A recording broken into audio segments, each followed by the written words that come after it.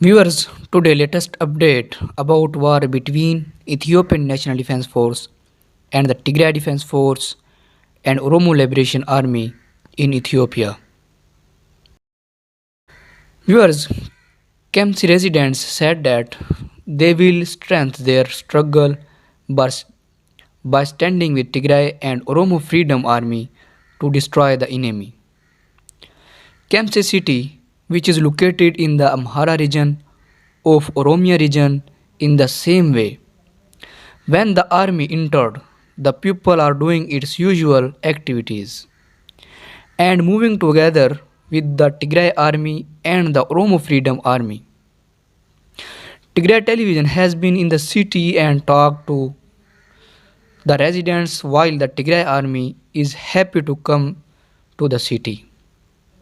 The moral of the day, they have declared that they are army and they have released them from the torture they have faced by the fascists.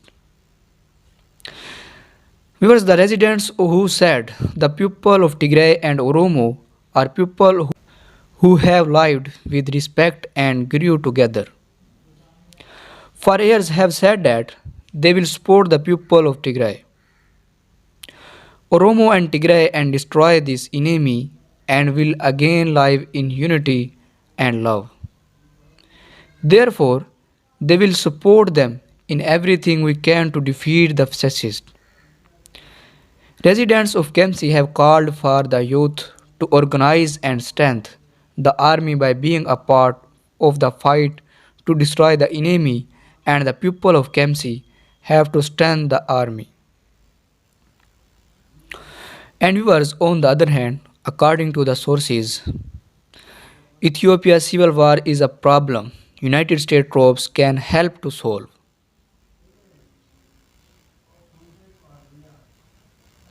Whereas few Americans know much about Ethiopia. Yet it is the second largest country in Africa in terms of population, has been an independent country for countries. And the capital Addis Ababa serves as the headquarters of the African Union.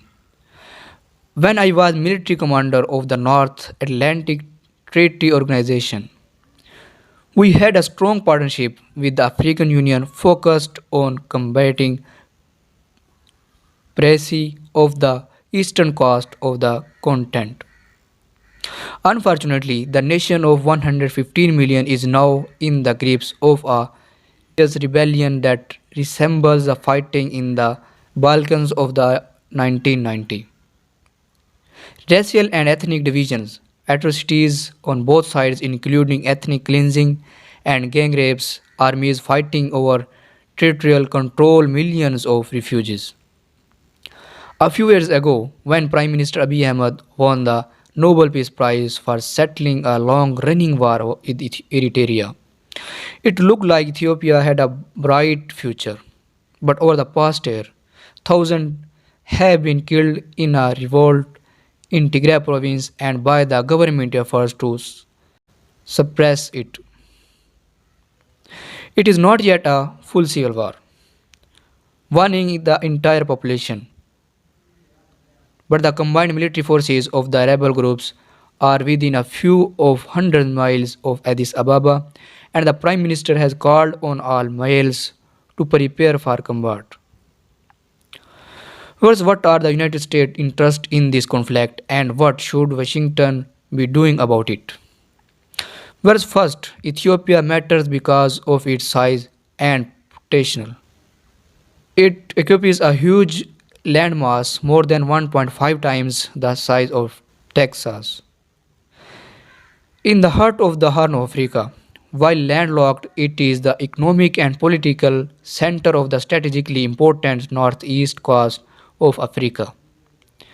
Addis Ababa is the diplomatic capital of Africa, hosting the United Nations Economic Commission for Africa as well as the African Union and large missions from other nations on the continent. Second, Ethiopia is central to overall politics and security on the continent. I discussed with the I discussed this with a former United States ambassador to the African Union who said Ethiopia stability affects the entire region, from oil-rich South Sudan to the commercial hub of Kenya.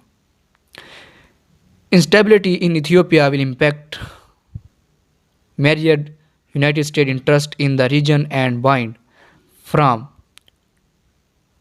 counterterrorism and trade to countering China and promoting democracy.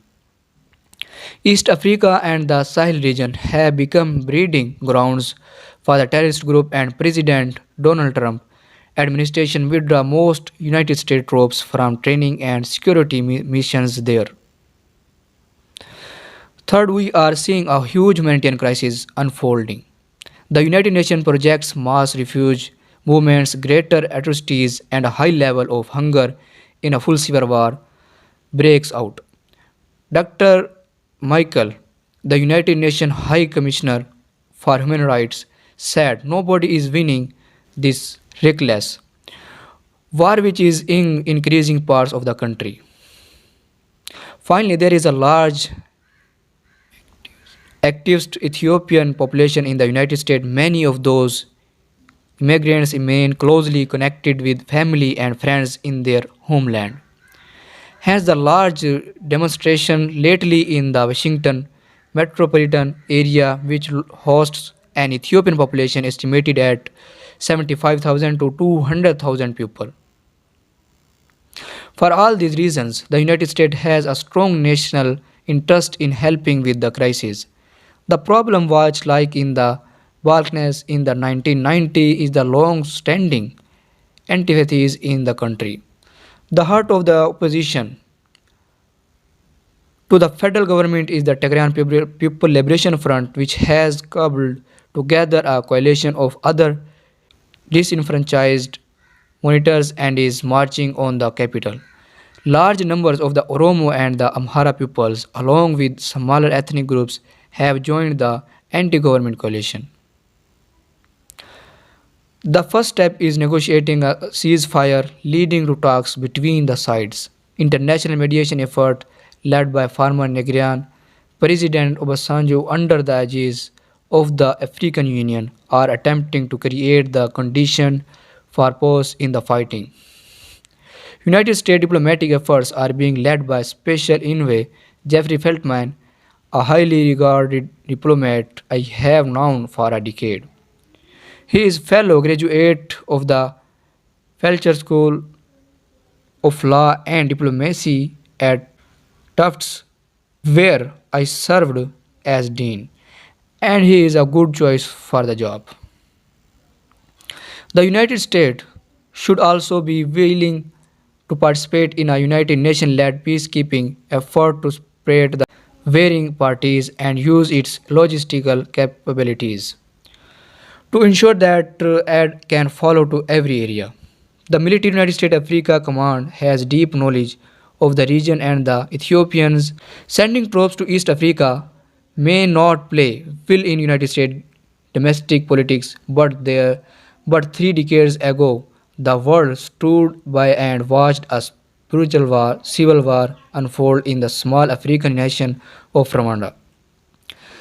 That was shameful. Ethiopia is far larger and more geopolitically important than Rwanda, and Africa is now the fastest growing continent.